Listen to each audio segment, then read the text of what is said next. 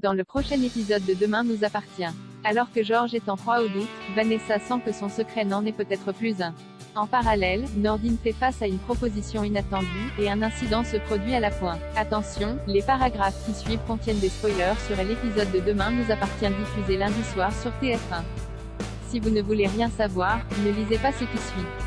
Lundi 23 mai dans Demain nous, George enquête pour découvrir si Vanessa est bien le copycat. George est toujours perturbé par sa découverte de la veille concernant Vanessa.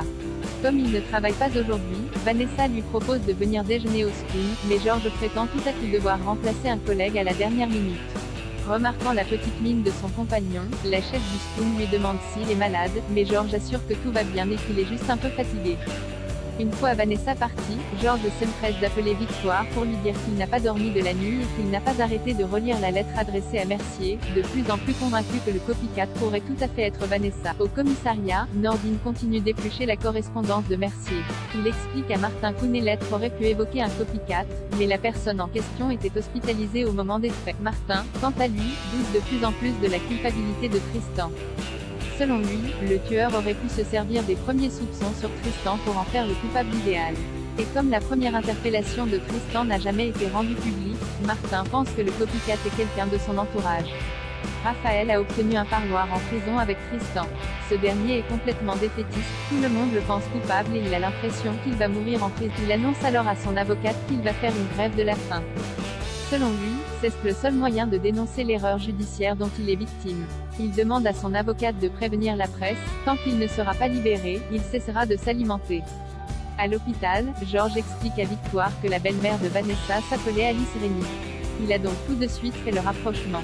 Et ce n'est pas la seule connexion qui existe entre Vanessa et Mercier.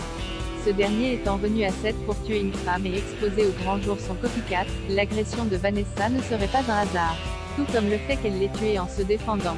De plus, George a fait des recherches et a découvert qu'Alice Rémy était morte d'une crise cardiaque, comme toutes les victimes de Mercier et du copycat.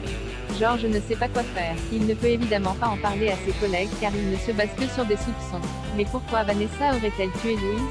Parce qu'elle rêvait elle aussi d'un grand et beau mariage. Victoire l'incite à penser comme un flic et à chercher des preuves.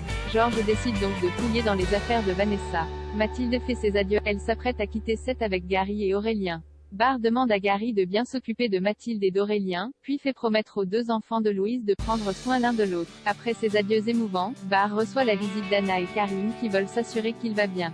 Karim assure à Barr qu'il pourra toujours compter sur eux. En fouillant dans les affaires de Vanessa, George découvre un double fond dans un placard.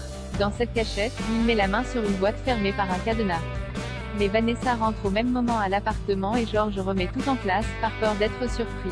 George prétend qu'il cherchait un papier administratif mais Vanessa a l'air de soupçonner quelque chose. Une fois George parti, Vanessa constate que le double fond a été ouvert.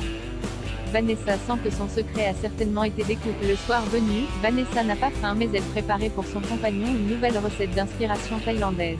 La recette qu'elle voulait lui faire goûter ce midi au Spoon. Au moment de manger, George, qui doute fortement de Vanessa, hésite à goûter. Sa compagne chercherait-elle à l'empoisonner? Sarah et Roxane font une proposition inattendue à Nordine pour leur projet de bébé. Roxane et Sarah sont d'accord sur le fait qu'elles ne veulent pas de coparentalité. Elles veulent simplement un donneur qui désire maintenir un lien avec le bébé. Mais elles ne trouvent aucun profil qui leur convient. Elles se disent que ce serait plus simple avec quelqu'un qu'elles connaissent. Sarah pense immédiatement à Barr, mais le moment est trop mal choisi. C'est alors que les deux jeunes femmes ont en même temps une illumination. Elles vont demander à Nordine, elle l'adore et, après tout, il est déjà impliqué puisqu'il a accompagné Roxane à Barcelone pour sa fille.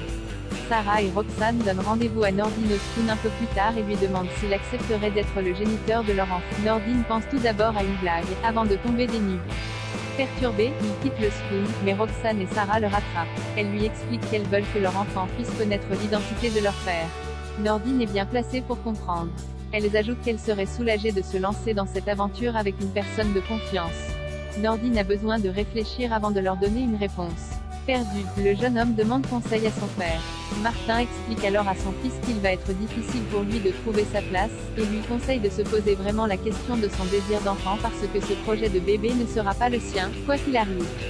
Nordine rend ensuite visite à Sophie à son cabinet pour avoir son avis sur la question, mais l'avocate se montre assez sèche. Elle ne voit pas en quoi ce projet de bébé la concerne et ne souhaite pas en parler. Nordine ne comprend pas la réaction de sa compagne. Après le départ du jeune brigadier, Sophie semble très affectée. Elle a les larmes aux yeux. Manon commet une erreur lors de son premier jour à la Pointe. Manon débute son stage à la Pointe sous la responsabilité de Damien. Ce dernier lui explique comment il se sert des métadonnées des téléphones portables pour faire avancer certaines enquêtes. Manon a l'air hyper motivée et enthousiaste. Elle demande même à Damien quel genre d'études il faut faire pour avoir un poste comme le sien. Ce dernier pense que la fille d'Aurore a toutes les qualités pour faire ce métier. Plus tard, Manon veut faire découvrir l'univers de son stage à Dorian. Mais l'adolescent renverse sans le vouloir une bouteille de luminol sur une caisse à conviction.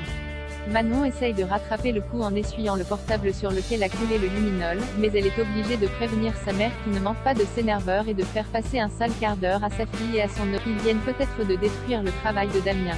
Damien débarque à son tour, et Manon s'excuse. Aurore conseille à son collègue de sanctionner sa fille, mais Damien se contente d'expliquer à Manon que son comportement n'est pas professionnel. Heureusement, il avait terminé l'analyse avant de partir déjeuner.